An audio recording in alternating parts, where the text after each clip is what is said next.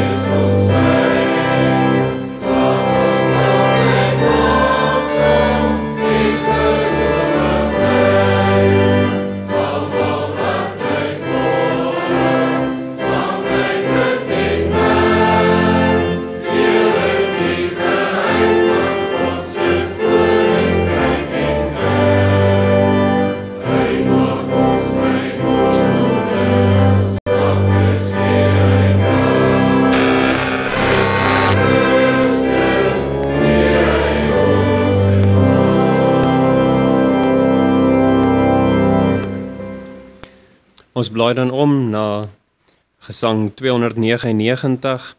Ek weet verseker, ons sing daarvan vers 1 en vers 2. Lig is sy las en sag is sy juk. Hy gee vermoeides die ware geluk.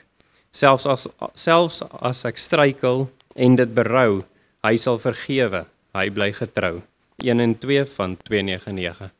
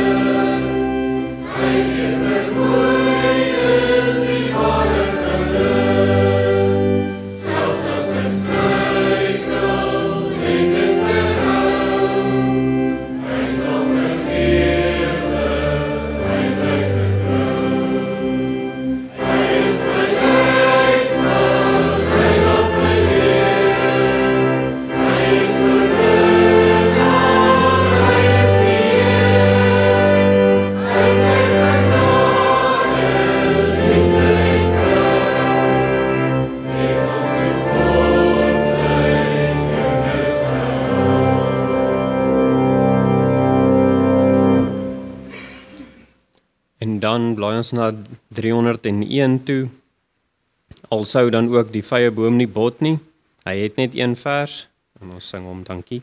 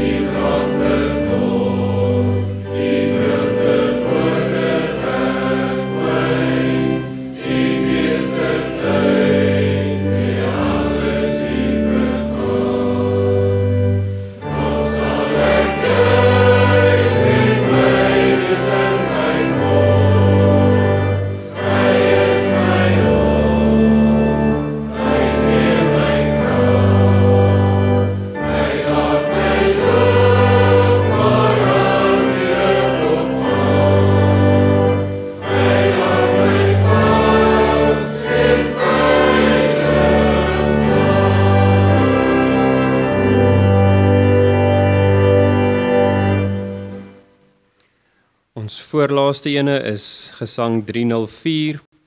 Voel jy soms of die Here te ver is? Twyfel jy soms aan God se bestaan?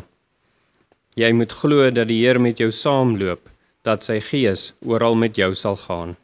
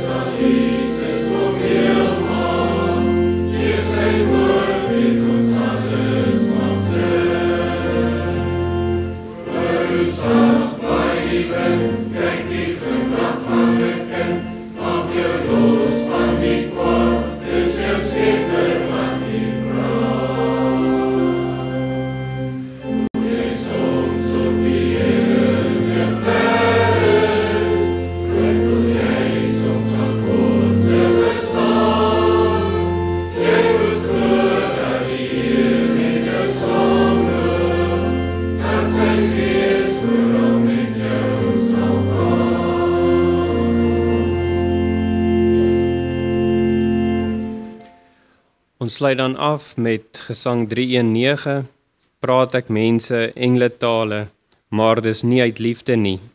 Is my woorde hol simbale, klanke sonder melodie. Ons sing daarvan al drie die verse, Gesang 319.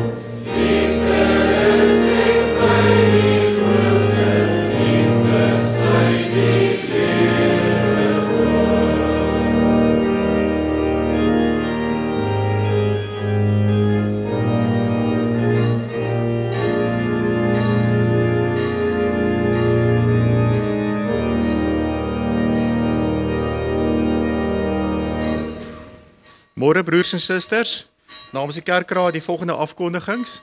Voorbinding word gevra vir die volgende lidmate. Broer Hendrik Verwoerd wat ongesteld is. Suster Tracy van Renen wat geopereer is in aansterk in die hospitaal. Suster Kliegnie Brits het geval en seer gekry het. Broer Johan de Villiers wat sukkel met sy gesondheid, hy's in huis miem. En dan Suster Elsie van Staden wat vir die 3de keer geopereer is. Ons dra ook hierdie broers en susters op in ons gebede vir beterskap. Gebedstema vir die maand is ons bid vir ons boere in ons land, veral vir hulle veiligheid en dan ook vir reën waar dit nog so droog is.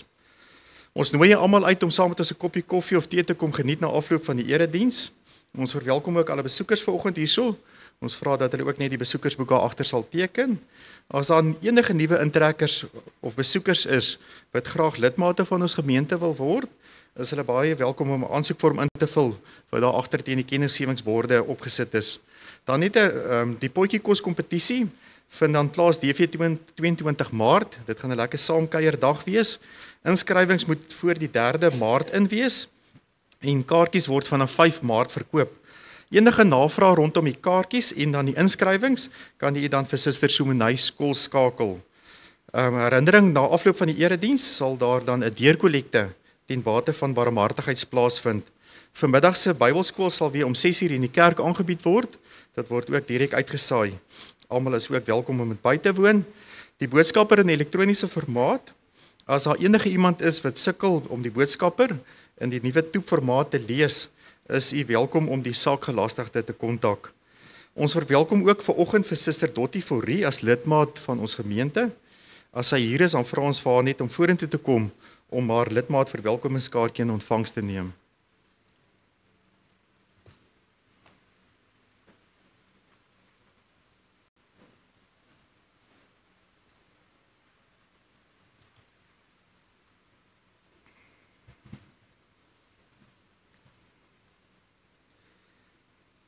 Vanoggend se erediens word gelei deur Dominee Roan. Ons sê vir hom ook baie sterkte.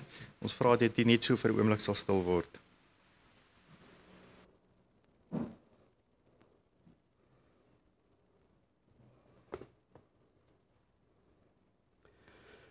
As wydingslied sing ons vanoggend Gesang 8.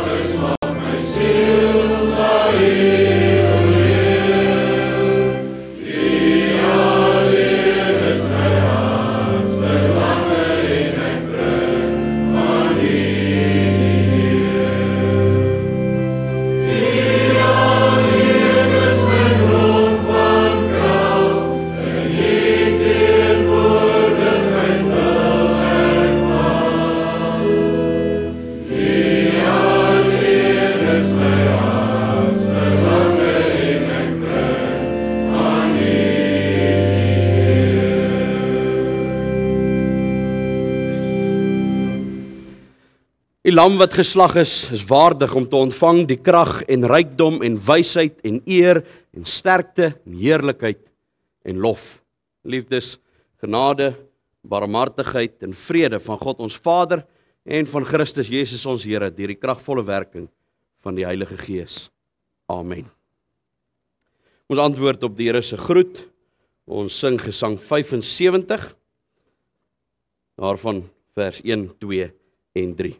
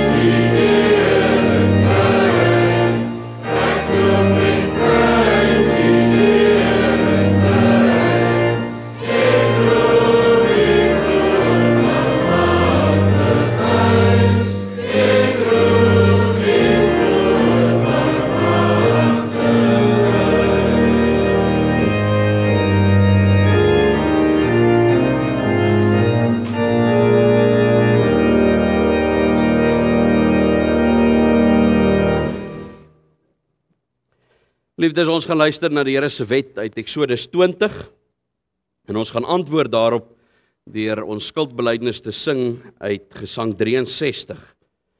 Die eerste vers na die wet en die tweede vers na die geloofsbelydenis as uitbreiding. Gesang 63 vers 1 na die wet, vers 2 na die geloofsbelydenis. Ons luister na die wet van die Here uit Eksodus 20. Toe het God al hierdie woorde gespreek en gesê, ek is die Here jou God wat jou uit Egipte land uit die slawehuis uitgelei het. Jy mag geen ander gode voor my aangesig hê nie. Jy mag vir jou geen gesneede beeld of enige gelykenis maak van wat bo in die hemel is, of van wat onder op die aarde is, of van wat in die waters onder die aarde is nie. Jy mag jou voor hulle nie neerbuig en hulle nie dien nie, want ek, die Here jou God, is 'n jaloerse God, wat die misdaad van die vaders besoek aan die kinders, aan die 3de en die 4de geslag van die wat my haat, en ek bewys barmhartigheid aan duisende van die wat my liefhet, en my gebooie onderhou. Jy mag die naam van die Here jou God nie uitelik gebruik nie. En die Here sal die een wat sy naam uitelik gebruik nie ongestraf laat bly nie. Gedenk die Sabbatdag dat jy dit heilig. 6 dae moet jy arbei en al jou werk doen, maar die 7de dag is die Sabbat van die Here jou God. Dan mag jy geen werk doen nie. Jy of jou seun of jou dogter of jou dienskneg of jou diensmaagd of jou vee of jou vreemdeling wat in jou poorte is nie. Want in 6 dae die Here die hemel en die aarde gemaak, die see en alles wat daarin is, en op die 7de dag het hy gerus. Daarom het die Here die Sabbatdag geseën en dit geheilig. Eer jou vader en jou moeder, dat jou dae verleng mag word in die land wat die Here jou God aan jou gee. Jy mag nie doodslaan nie. Jy mag nie egbreek nie. Jy mag nie steel nie. Jy mag geen valse getuienis teen jou naaste spreek nie. Jy mag nie jou naaste se huis begeer nie. Jy mag nie jou naaste se vrou begeer nie. Of sy dienskneg of sy diensmaagd, of sy os of sy esel, of iets wat van jou naaste is nie.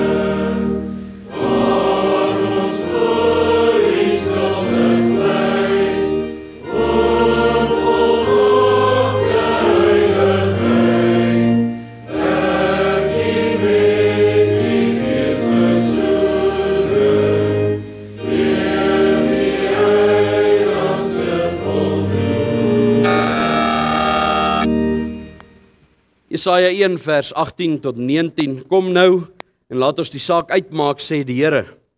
Al was julle sonde soos skarlaken, dit sal wit word soos sneeu. Al was dit rooi soos purper, dit sal word soos wol. As julle gewillig is en luister, sal julle die goeie van die land eet. Maar as julle weier en wederstrewig is, sal julle deur die swaard geëet word, want die mond van die Here het dit gespreek. Liefdes aan elkeen wat met 'n ware berou oor sy sonde en in opregte geloof sy toevlug neem na die Here Jesus Christus as enigste saligmaker en verlosser, verkondig die woord vergifnis van sonde. Maar aan elkeen wat die genade van die Here verwerp, verkondig die woord baie duidelik ook dat die toorn en die straf van God op so 'n persoon bly, solank hy in sy sondige lewe bly voortleef. Kom ons doen belydenis van ons geloof in God die enige en in die verlossingswerk van ons Here Jesus Christus, waardeur ons ook vergifnis van ons sonde ontvang. Ek glo in God die Vader, die Almagtige, die skepper van die hemel en die aarde, en in Jesus Christus, sy eniggebore Seun, ons Here, wat ontvang is van die Heilige Gees. Gebore is hy die maagd Maria, wat gelei het, onder Pontius Pilatus gekruisig, gestorwe en begrawe is, en ter helle neergedaal het, wat op die 3de dag weer opgestaan het uit die dode, opgevaar het na die hemel, en sit aan die regterhand van God, die Almagtige Vader, waar hy sal kom om te oordeel die lewende en die dode. Ek glo in die Heilige Gees. Ek glo aan 'n heilige, algemene Christelike kerk, die gemeenskap van die heiliges, die vergifnis van sondes, die wederopstanding van die vlees en 'n ewige lewe. Amen.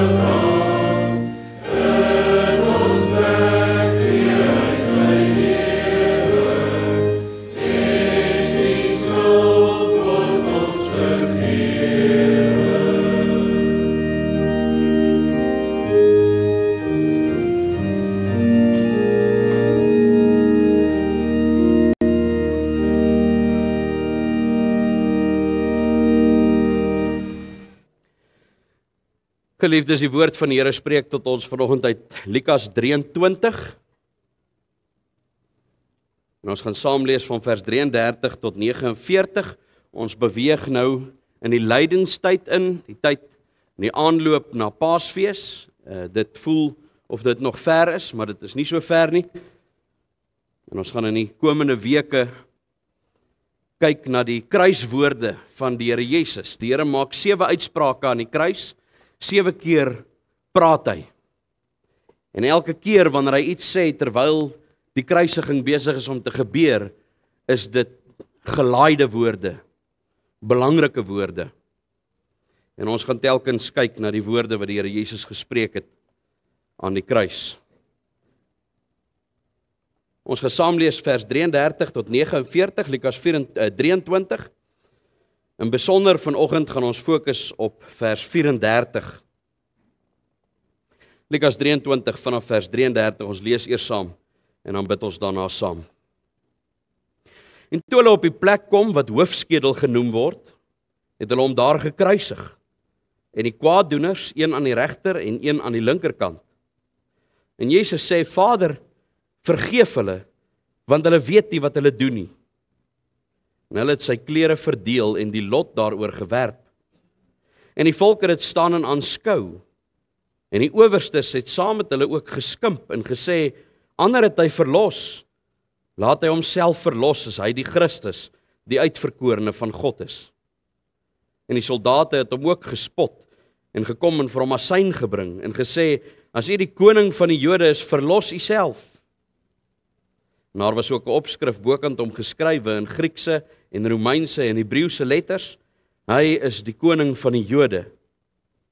En een van die kwaaddoeners wat opgehang is, het hom gesmaad en gesê, as u die Christus is, verlos u self en ons. Maar die ander een antwoord en bestraf hom en sê, vrees jy ook God nie, terwyl jy in dieselfde oordeel is? Ons tog regverdiglik, want ons ontvang die verdiende loon vir ons dade, maar hy het niks verkeerds gedoen nie. En hy sê vir Jesus, dink aan my, Here, wanneer u in u koninkryk kom. En Jesus antwoord hom, voorwaar ek sê vir jou, vandag sal jy saam met my in die paradys wees. En dit was omtrent die 6de uur, en daar het duisternis oor die hele aarde gekom, tot die 9de uur toe. En die son is verduister, en die voorhangsel van die tempel het middeldeur geskeur. En Jesus het met 'n groot stem uitgeroep en gesê, Vader, in u hande gee ek my gees oor. En toe hy dit gesê het, blaas hy die laaste asem uit. En toe die hoofman oor 100 sien wat daar gebeur, het hy God verheerlik en gesê, waarlik, hierdie man was regverdig. En die hele skare wat vir hierdie skouspel bymekaar was, het op hulle borste geslaan toe hulle sien wat gebeur het en hulle teruggegaan. En al sy bekendes het ver weg gestaan, ook die vroue wat hom van Galilea gevolg het hierdie dinge gesien. Vers 34, en Jesus sê, Vader, vergeef hulle, want hulle weet nie wat hulle doen nie. Kom ons bid saam.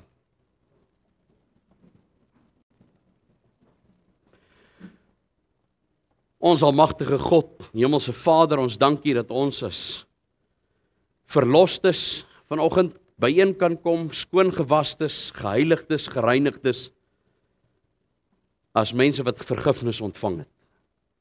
Ons dank U daarvoor dat ons kan kom bely vanoggend, dat ons skoongewas is deur die bloed van ons Here Jesus Christus, dat ons rein gemaak is en versoen is met U deur sy kruisdood, en dat ons daarom vrymoedigheid kan hê, om tot U in gebed te nader, vrymoedigheid kan hê om U woord op te neem en te kan weet, dat U deur die Heilige Gees tot ons sal spreek. Dit is ons gebed ook vanoggend, dat U vir ons sal bewus maak van die belangrike woorde wat ons Here Jesus aan die kruis gespreek het en wat hy daarmee wou sê, die laaste getuienis wat hy op sy aardse lewe daarmee gelewer het voor sy kruisiging, voor sy dood, en dat ons daarop sal ag gee, en dit sal neerslag vind in ons hart en in ons verstand. Ons bid dat U tot ons sal spreek vanoggend en dat ons as swakke diensknegt en diensmaagde bereid en gewillig sal wees om te luister. Ons bid dit in die naam van ons Verlosser, ons Here Jesus Christus alleen. Amen.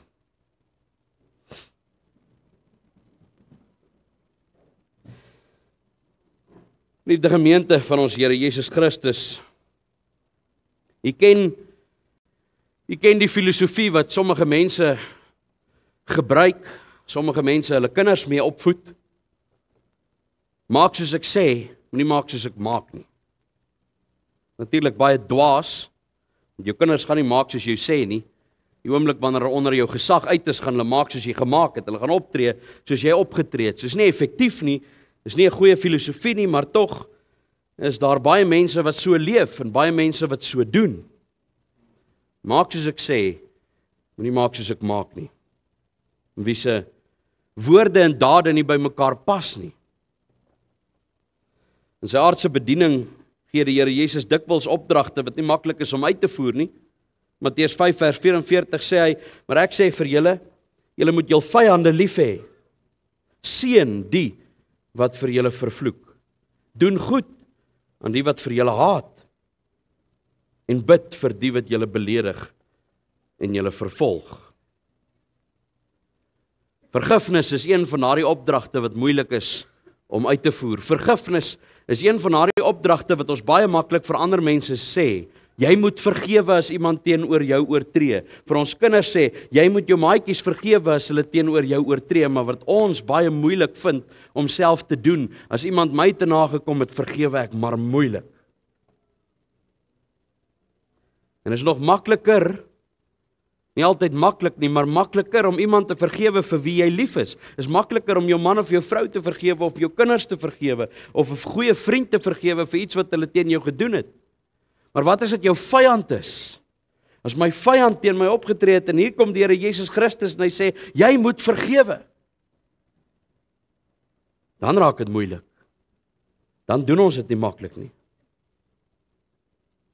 En as dit enige ander mens was wat vir ons hierdie opdrag gegee het om te sê jy moet vergewe, dan kon ons baie maklik gereageer het om te sê dis baie maklik vir jou om te sê. Ek wil sien hoe jy dit doen as met jou gebeur het wat met my gebeur het. Maar dit is nie enige ander mens wat ons die opdrag gee nie, dis die Here Jesus wat ons die opdrag gee. En dit is 'n bietjie moeiliker om vir hom te sê, ek wil sien hoe u dit doen, want hy het dit gedoen. En hy verwag van ons om dieselfde te doen. Lukas 23 sien ons vanoggend hoe hy gedoen het wat hy van elkeen van sy volgelinge verwag. Nie net dit nie, hy het dit selfs moontlik gemaak vir sy volgelinge om dit ook te doen, in dieselfde handeling. En dit waarmee hy besig was, maak hy dit moontlik vir elkeen aan wie hy die opdrag gee om te vergewe, om te kan vergewe. En dan sien ons hoe die Here die genade van vergifnis bedien, op 'n besondere manier. Hy bedien die genade van vergifnis op 3 maniere. Hy bedien dit in tyd, hy bedien dit in moontlikheid, en hy bedien dit in waarskuwing. Ek sal vir u verduidelik wat ek daarmee bedoel. Hy bedien die genade van tyd. Ons kry in hierdie gedeelte 'n geweldige kontras. Die kruisigers, al besef hulle dit nie, is besig om te spot met God.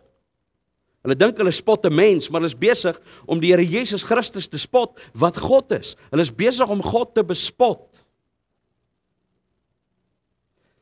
En 'n groot deel van die skare wat besig is om hom te spot, is waarskynlik die mense wat hom verwelkom het in Jerusalem. Is waarskynlik die mense wat die palmtakke op die grond gegooi het, dis die Joodse volk. Die Joodse volk het hom in Jerusalem verwelkom toe die Here Jesus daar inkom op sy esel, het hulle die palmtakke op die grond gegee en hosannas geskree. Hy is die koning. En 'n paar dae later staan hulle en sê kruisig hom. En nou staan almal daar rondom die kruis en hy word gespot en hy word sleg gesê. En hy word getart. Wat 'n kontras, selfde woorde uit die mond van dieselfde mense wat hom verheerlik en verwelkom as koning en 'n paar dae later hom spot en hoon en smaad. En tog, so groot as die kontras is tussen die wisselvalligheid van mense en die ewige konsekwentheid van God, so groot is die kontras tussen die ongeduld van die mense en die geduld van God. Want mense soek bloed, dis ons natuur, dis ons instink. As iemand my te nagekom het, dan moet daar wraak wees. Ek moet terugkry. Ek moet seermaak wat my seer gemaak het. Moet seermaak wie my seer gemaak het. En ons kry dit reg deur die Bybel, die ongeduld van die mens. Ons kry reg deur die Bybel die profete wat vra, wanneer sal hierdie bose volk geoordeel word? Wanneer sal hierdie bose Assiriërs geoordeel word? Wanneer gaan hierdie bose Babiloniërs geoordeel word? Wanneer gaan hierdie bose Egiptenare geoordeel word? En so is daar telkens hierdie opdroeg. Wanneer gaan hierdie Filistyne geoordeel word wat so boos is? Soms self, wanneer gaan hierdie volk oordeel? Sommige van die profete tree self so op. Wanneer gaan hierdie sondige en owerspelige volk Israel oordeel? Hoekom is hulle nog nie uitgedelg nie? En dis die mens, dis tipies van die mens, ons is ongeduldig, ons soek wraak en ons soek dit nou, ons soek dit so vinnig as moontlik. En dan God aan die ander kant, sy geduld gaan ons verstand te bowe, sy geduld met Israel, as ons deur die Bybel lees, gaan ons verstand te bowe, hoeveel keer hy hulle maar nog 'n geleentheid gegee het, maar nog 'n geleentheid gegee het, maar nog 'n kans gegee het, hulle maar weer geroep het, hulle maar weer getrek het, hulle maar weer barmhartig was en sagmoedig was en lankmoedig was met hulle. Selfs die vyande van Israel, hy stuur vir Jona om te gaan preek vir Ninive, die hoofstad van die bose Assiriërs. Dit sê, as hulle maar net luister, as hulle maar net tot bekering kom. Sodom en Gomorra, as daar net soveel mense is, dan spaar ek die stad. Die geduld, die lankmoedigheid van God, staan in kontras met die ongeduld van die mens. En dan vind 'n mens by 'n mens dat gewoonlik wanneer jy op breekpunt is, dan is jou wraakgedagtes ook op 'n hoogtepunt. Wanneer jy op 'n laagtepunt is, dan wil jy seermaak. Dan word jy woedend. Wanneer jy onder geweldige finansiële druk is, dan ontgeld almal dit rondom jou. Of wanneer jy fisies swak is en seer het en pyn het, dan is jy ongeduldig met almal rondom jou. Wanneer jy geestelik onder druk is, wat ook al die geval mag wees, dis gewoonlik wanneer die swakste en die slegste in ons uitkom, die lelikste in ons uitkom. En dan sien ons hierdie geweldige kontras weer eens wanneer die Here Jesus Christus geestelik, emosioneel en fisies uitgemergel is. Wanneer hy aan die kruis hang, na bloedverlies, na ontwatering, na marteling, fisies, moeg, seer, stikkend, verraai. En dan tree hy op, presies teenoorgestel van hoe ons optree wanneer ons op ons swakste is. Op daardie punt bid hy sy Vader om hierdie kruisigers te vergewe. Waar ons sou vernietig en oordeel en die toorn van die Vader uit die hemel uit sal afroep om hulle te vernietig wat so teen hom optree. Bid hy vir vergifnis. Sy geduld met hulle is nog nie op nie. Hy sê, Vader, vergeef hulle, want hulle weet nie wat hulle doen nie. Dis waar. Hulle besef nie wat hulle doen nie. Hulle besef hulle kruisig 'n man. Hulle besef nie hulle kruisig God nie. Hulle besef nie dat dit die vleesgeworde seun van God is wat uit die hemel uit neergedaal het, menslike vlees aangeneem het wat hulle kruisig nie. En hy is bereid om hulle die geleentheid te gee om te besef, die tyd te gee om te besef. Hy vel nie sy oordeel daaroor hulle nie, hy roep nie die toorn van God, die Vader uit die hemel uit af op hulle nie. Hy gee vir hulle die tyd om te besef wat hulle doen. Hy gee vir hulle tyd om die res van sy kruiswoorde te hoor. Hy gee vir hulle tyd om die res van sy optrede aan die kruis te sien, ook teenoor die kruiseling wat saam met hom gekruisig word en vergifnis ontvang. Hy gee vir hulle tyd om die aarde te sien skud. Hy gee vir hulle tyd om die grafte te sien oopgaan en die heiliges te sien opstaan. Hy gee vir hulle tyd om te sien hoe die voorhangsel middeldeur skeur. Hy gee vir hulle tyd om die leë graf te sien wanneer hy die dood uit opstaan. Hulle kry kans om tot die besef te kom van wat hulle gedoen het. Ons wens so dikwels dat die oordeel van God oor mense sal kom. En ons verlekker onsself daarin. Jy al gehoor dat 'n Christen sê, jy het dit dalk al self gesê, jy al gehoor dat 'n Christen sê, hy gaan brand, hy gaan lekker brand. Daai een. En as daar 'n mens is wat heidens lewe, Hollywood karakter, 'n bose politieke leier wat op sy siekbed lê, dan sê ons hy gaan binnekort 'n lekker verrassingkie kry. Hy gaan warm kry. Terwyl die gesindheid behoort te wees, mag hy in sy sterwensoomblikke tot 'n besef kom van wat hy gedoen het sy lewe lank. Mag hy besef wie die almagtige God is. Mag hy besef die Christus, die vergifnis wat daar in Christus en in sy kruisdood is. Mag hy tot bekering kom. Ek het in 'n vorige gemeente het ons eendag 'n sending geloods. Bediendes vir Bybels. Baie eenvoudig. Ons het gesê, kom ons maak seker dat elke bediende, was uit die aard van die saak nie Oranje nie, maar kom ons maak seker dat elke bediende wat in ons huise werk en in ons tuine werk, 'n Bybel het in hulle eie taal. En toe ons by die kerkraad die voorstel maak, toe is daar geweldige teenkanting en een diaken wat sê, hoe gaan ons nou vir hierdie mense Bybels gee? Hulle is barbaars en hulle moor ons volk uit en hulle is ons vyande. Wat dink ons is die oplossing daarvoor? Om die evangelie van hulle te weerhou? Is dit wat hulle gaan laat omkeer? Of is die gesindheid dood eenvoudig om te sê, ek wil hê hulle moet brand. Ek wil hê hulle moet hel toe gaan. Ek soek my wraak.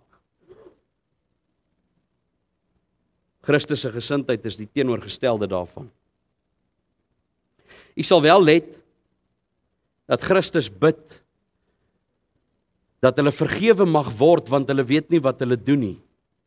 En dan sal jy agterkom, die Here Jesus het baie keer in sy openbare bediening, in die aanloop na die kruis toe, in die volle 3 jaar wat hy op die aarde was, en wat hy met mense gepraat het, met massas mense, skares mense, hoeveel keer oor en oor vir mense gesê, jou sonde is vergewe.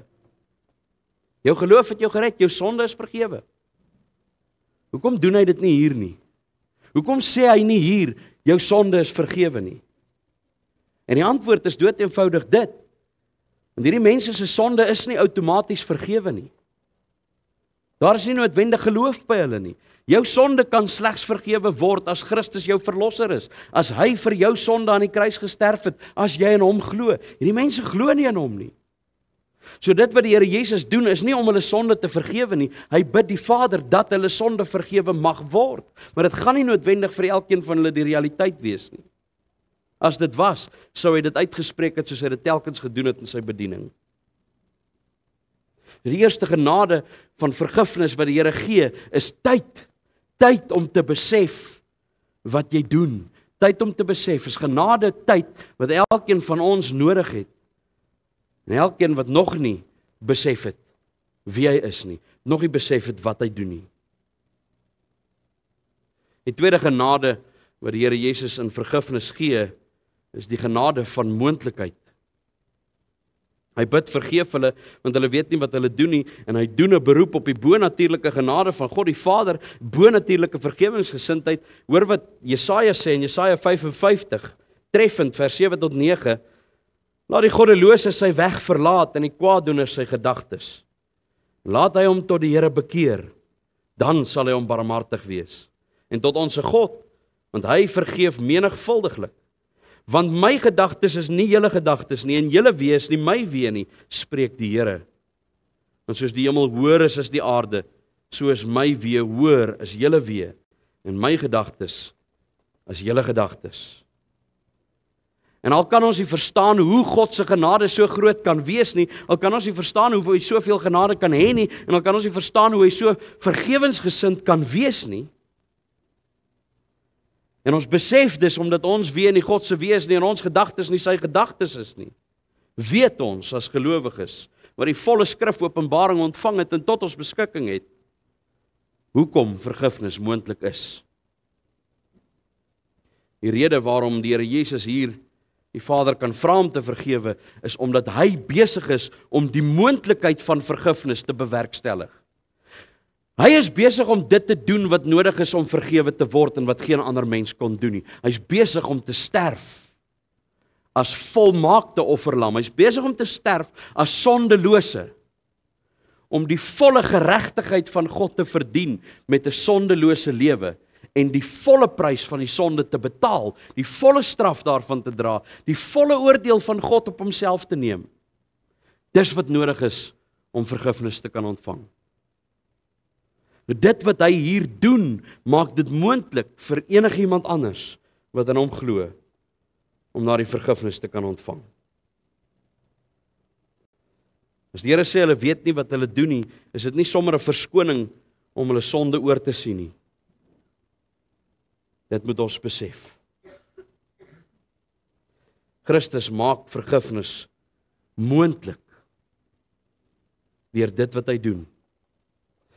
En dan is dit belangrik om te besef dat hy die vergifnis bedien aan elkeen van sy volgelinge, elkeen wat aan hom glo. Maar dan sal jy onthou dat hy toe sy disippels leer bid het ook vir hulle gesê het, dit wat julle ontvang, dit moet julle gee. Dat ons ook die opdrag het, dat ons ook die verantwoordelikheid het, dat as ons die vergifnis van Christus ontvang het, as die moontlikheid vir ons bestaan, dan bestaan dit ook vir elke ander mens wat glo in hom. En as die moontlikheid vir my bestaan dat ek vergewe kon word, dan moet ek ook bereid wees om ander mense te vergewe vir wie dieselfde moontlikheid bestaan. En dan kom dit by die laaste gedeelte, die tweede deel van hierdie kruiswoord, en dit sê baie meer as wat ons besef. Hulle weet nie wat hulle doen nie. En die eerste indruk wat ons kry is dat hierdie mense nie ten volle besef wat hulle mee besig is nie. Dis waar, dis so. Hulle besef nie dat hulle besig is om die seun van God dood te maak, God self dood te maak nie. Maar hulle besef ook nie dat dit God is wat hulle na die vlees doodmaak nie. Inteendeel, hulle dink hulle doen goed. Hulle dink hulle is besig om van 'n moeilikheidmaker ontslae te raak. Hulle dink dis goed vir die samelewing om van hierdie oproerige man ontslae te raak. As die Here sê, hulle weet nie wat hulle doen nie, is dit nie sommer 'n verskoning om hulle sonde oor te sien nie. Bybelse vergifnis gaan gepaard met berou en met bekering. Dis nie 'n oorkoepelende vergifnis wat geskenk word aan enige sondaar of daar nou bekering by hom is of nie. Dis 'n dringende waarskuwing. Dis die laaste genade wat die Here gee van vergifnis met hierdie kruiswoord, is 'n waarskuwing, 'n dringende waarskuwing om te sê, jy weet nie wat jy doen nie, jy beter begin besef wat jy doen. Ek waarsku jou nou. Dis nie 'n verskoning om nie te weet wat jy doen nie. Jy kan nie voor die troon van God uiteindelik eendag gaan staan in die oordeelsdag en sê, jammer, ek het nie geweet wat ek doen nie. Jammer, ek het nie geweet dat my lewe van ongehoorsaamheid my die ewige dood sou verdien nie. Jammer, ek het nie geweet dat ek hier oneer aandoen deur my sondige gedrag en my voortsetting daarvan nie. Romeine 1 sê baie duidelik dat daar geen verontskuldiging is, selfs al het ons net die openbaring van God van homself in die natuur gesien, al het ons nooit die Bybel onder oë gehad nie, al het ons nooit die evangelie gehoor nie, sê Romeine 1, as jy net die natuur aanskou het en beleef het, moes jy geweet het dat daar 'n God is. Al het jy nog nie geweet wie hy is nie. Maar dit neem alle verontskuldiging al reeds weg, dat jy nie voor die troon van God kan staan en sê, jammer, ek het nie geweet nie. Jy kan nie. Dit is nie 'n verskoning om te sê hulle het nie geweet wat hulle doen nie, is nie hulle verskoning nie, dis hulle waarskuwing. Hulle beter begin besef wie hy is. Hulle beter besef wanneer die aarde skud, wanneer die grafte oopgaan, wanneer die voorhangsel skeur, wanneer die wêreld donker word vir 3 ure.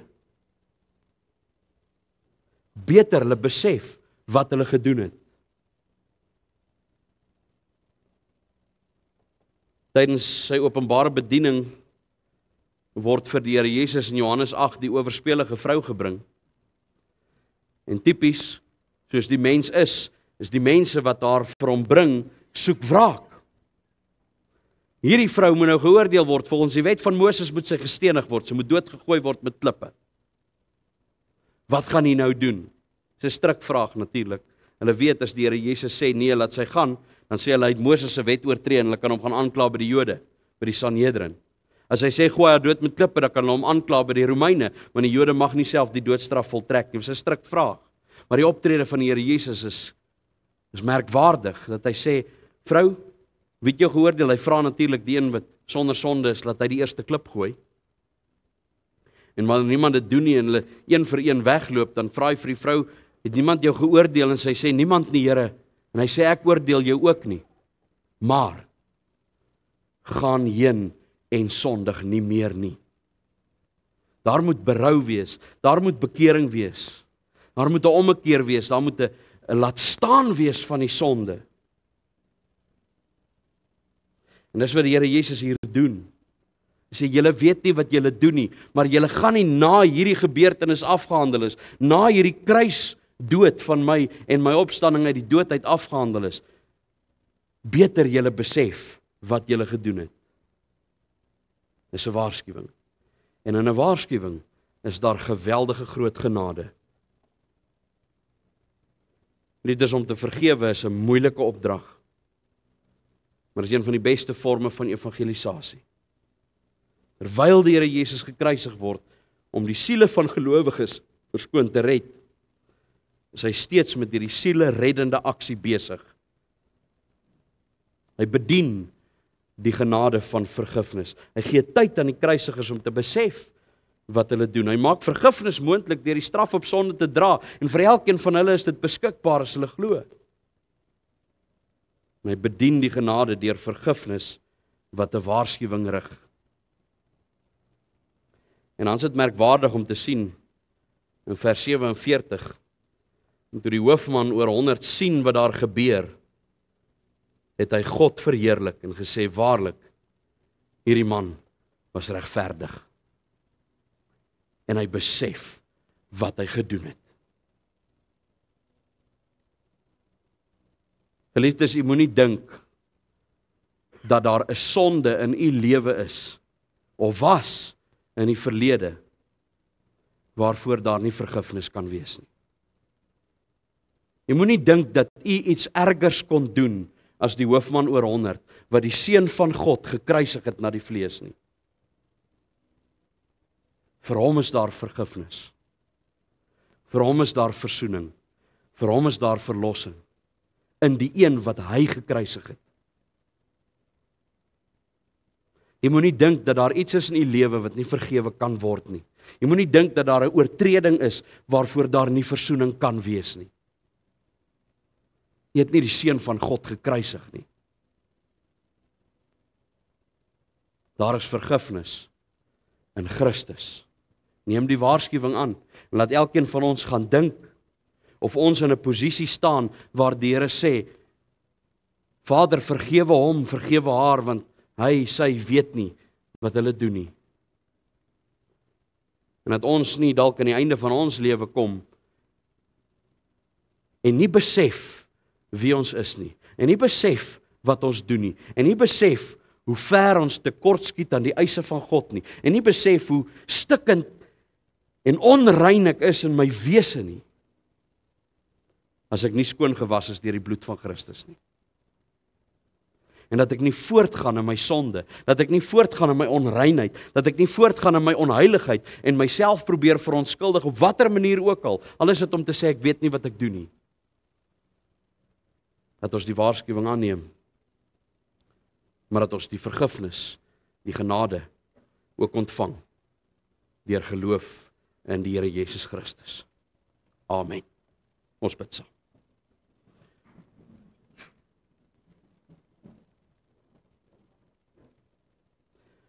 Ons almagtige God en Hemelse Vader, ons dankie dat ons vergifnis kan ontvang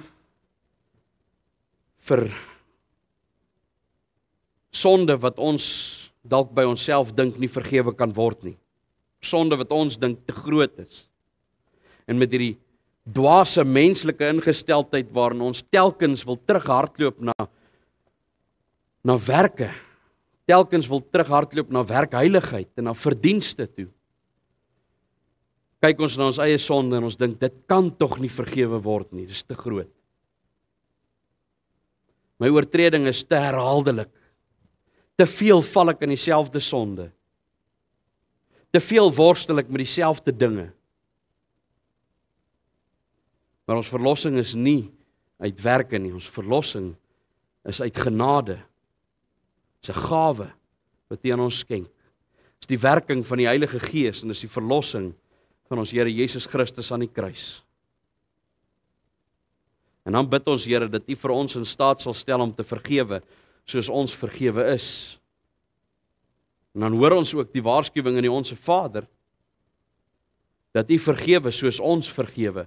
Want as ons 'n wedergebore hart het, dan sal ons wil vergewe. En wanneer ons dit nie doen nie, dan spreek dit van ongeloof en dan is daar ook nie vir ons vergifnis nie. Want wie nie glo in die verlossing van ons Here Jesus Christus nie, hy staan onder die oordeel. Here, gee tog dat ons sal besef wat ons doen. Dat ons sal besef wie ons is. Gee tog dat as hier iemand is vanoggend wat nog nie vasgeklou het aan die kruisiging van ons Here Jesus Christus en aan sy genade nie, dat hulle sal besef wat hulle doen. En dat hulle die waarskuwing sal aanhoor. En dat hulle sal pleit om die genade van die bloed van Christus. En dan dank ons en ons loof en prys U dat ook hulle vergifnis van sonde kan ontvang. Ons dank U vir alles wat U in ons lewens uitstort, die genade wat ons van U ontvang, die reën wat ons weer in hierdie week gesien het, dat ons opnuut bewus kan wees van hoe U sorg. Ons dank U vir elke versterking in elke moeilike situasie. Ons dank U dat U altyd dra, al dink ons baie keer ons dra alleen en al voel ons baie keer alleen, dan besef ons telkens wanneer ons deur die moeilike tyd is, dat dit tog U was wat ons versterk het en gedra het en dat ons in ons selfsug en in ons selfgesentreerdheid dit nie kon besef nie. Ons dank U daarvoor dat U sterk maak wanneer ons swak is, dat die krag in ons swakheid volbring word. En so bid ons vir die wat swak is, na die vlees. Dink aan tannie Elsie wat weer geopereer is en wat teen hierdie tyd al moedeloos is, om Adrie wat daar moet bystaan. Maar dan sien ons ook raak hoe U in hulle lewens gesorg het deur bure en geliefdes en vriende wat help. Ons dink aan tannie Tracy wat geopereer is, ons bid dat U vir haar ook sal krag gee in haar swakheid. So dink ons aan broer Hendrik wat ons dra hulle elkeen aan U op en bid dat U vir hulle sal versterk. Ander lidmate wat ook nood het, wat ook siek is, wat ook swaar kry, om Johannes De Villiers wat swaar kry en ly en 'n moeilike tyd beleef. Ons dra hulle aan U op, maar so ook elkeen wat geestelik onderdruk is, elkeen wat emosioneel onderdruk is, elkeen wat probleme het in die huwelik of in die huis, probleme het aan finansies en onsekerheid het. En U weet hoe die pad noodwendig vorentoe gaan lyk nie, dat U daarin ook sal versterk en sal dra en sal bemoedig en sal voorsien. Ons prys U daarvoor en ons bid dit alles in die naam van ons Here Jesus Christus, in wie ons vergifnis ontvang.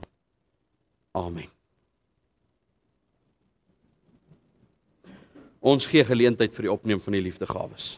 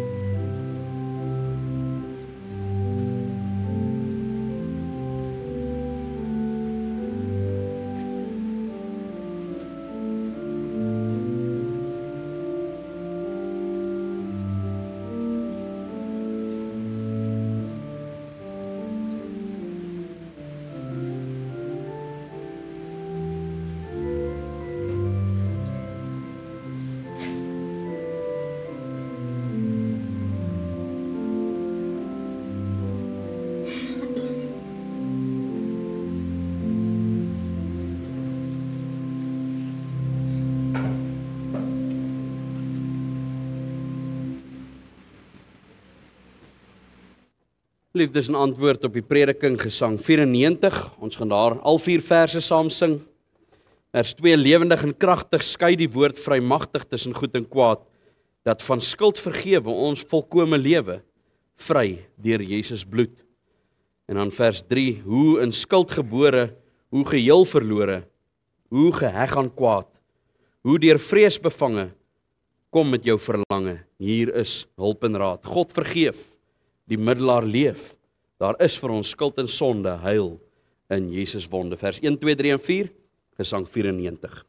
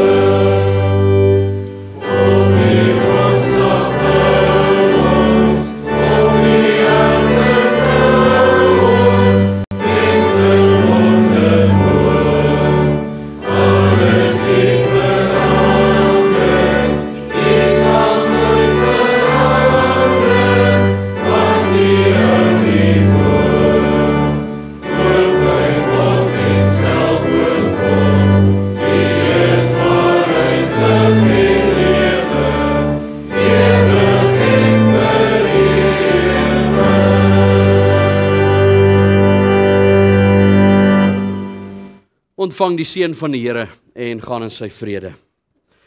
Die genade van ons Here Jesus Christus en die liefde van God en die gemeenskap van die Heilige Gees bly met elkeen van u. Amen.